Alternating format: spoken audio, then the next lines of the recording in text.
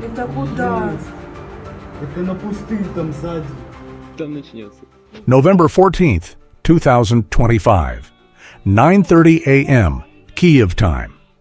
Ukraine's Air Force releases a report that immediately grabs global attention. According to their data, Russia launched 449 aerial attacks overnight. The strikes targeted multiple regions: Kyiv, Dnipropetrovsk, Odesa, Poltava, and several central and eastern oblasts. The night began with waves of kamikaze drones moving in from the south. Then cruise missiles, Kalibr and Iskander K, approached from the east and from the Black Sea. Moments later, high-speed Iskander-M ballistic missiles followed, and finally, Ukraine reported 2 hypersonic kinzhal missiles entering the battle space. In their official statement, Ukraine claimed 419 out of 449 incoming threats were intercepted, a massive number. Almost airtight. Yet, on the ground, the picture was very different. Energy facilities were hit. Kyiv experienced power outages. Transportation networks were disrupted. A logistics depot burned through the night. So the question is simple. If almost everything was intercepted, why did the damage remain so severe?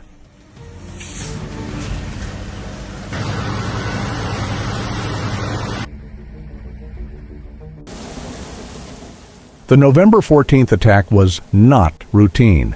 It was coordinated, layered, and designed to overwhelm. Russia began with dozens of Garand-2 kamikaze drones. They are not powerful, but they are cheap and numerous. Their job is to exhaust Ukrainian radar and air defense crews.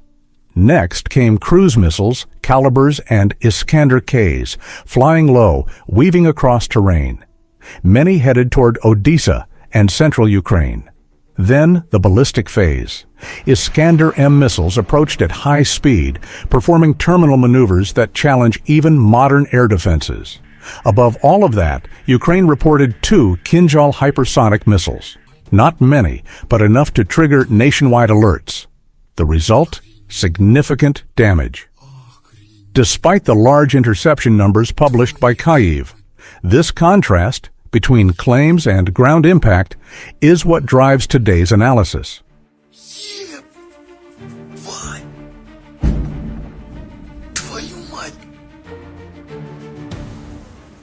Why are Ukraine's interception numbers always so high?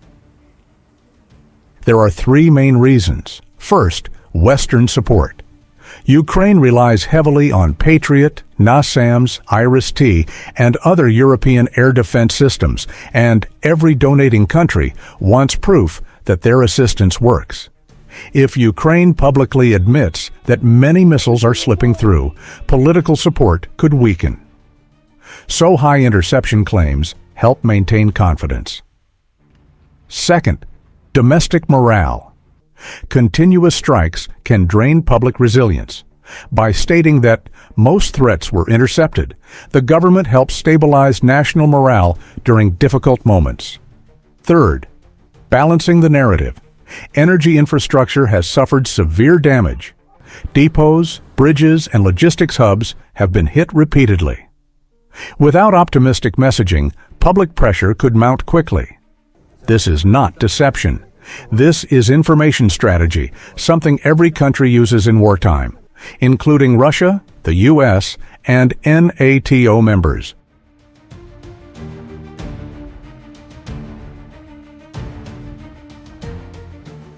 Russia now employs a more methodical approach, layered saturation attacks. First, drones, hundreds of them, cheap, disruptive, noisy, designed to force Ukraine to activate expensive defenses early.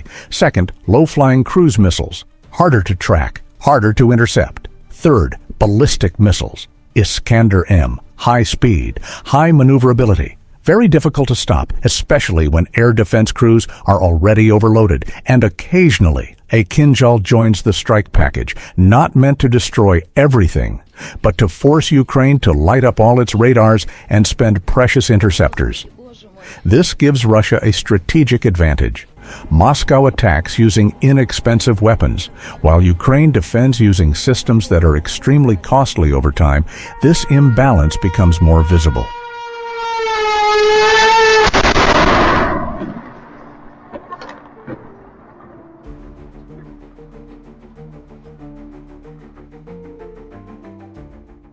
The question comes up constantly. How is Russia still firing Iskanders after all this time? The answer lies in industrial capacity. Russia inherited the world's largest Cold War missile industry, and it never fully shut down. Key facilities include Votkinsk plant, produces Iskander M and Yars ICBMs. Roitov, NPO MASH, builds Iskander K, Kalibr, and Zircon. KTRV manufactures air-launched missiles. Kolomna handles subsystems and launchers. Since 2023, these facilities have been operating around the clock 3 shifts. Continuous production. Output has surged. Ballistic missile production has risen steadily. Cruise missile production remains active. Drone production has multiplied dramatically. And unlike many Western systems, Russian missiles often use simpler electronics. No advanced Western microchips. No components that require long supply chains. Add to that the enormous reserve stocks inherited from the Soviet era, and the picture becomes clear. Russia is not running out of missiles anytime soon.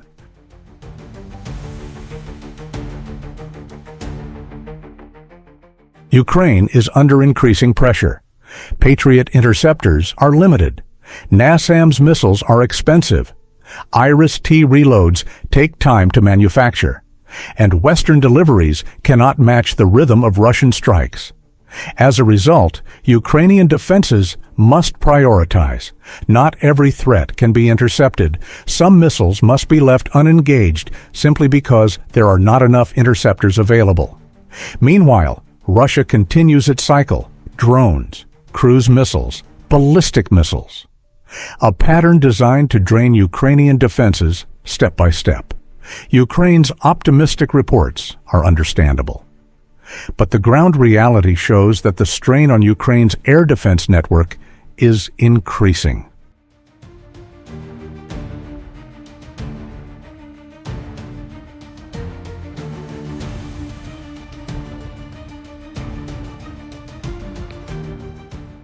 The November 14th strikes reveal a critical truth. The air war over Ukraine has entered a new phase, bigger, denser, and more systematic. Ukraine presents its narrative of high interception rates. Russia demonstrates industrial strength through volume and consistency. And the world sees 2 very different stories unfolding within the same event. Our task is simply to look at all the data calmly, understand the context, and avoid being carried away by raw numbers alone. Thank you for watching. Don't forget to like, comment, and subscribe to support the channel and follow our next strategic breakdown.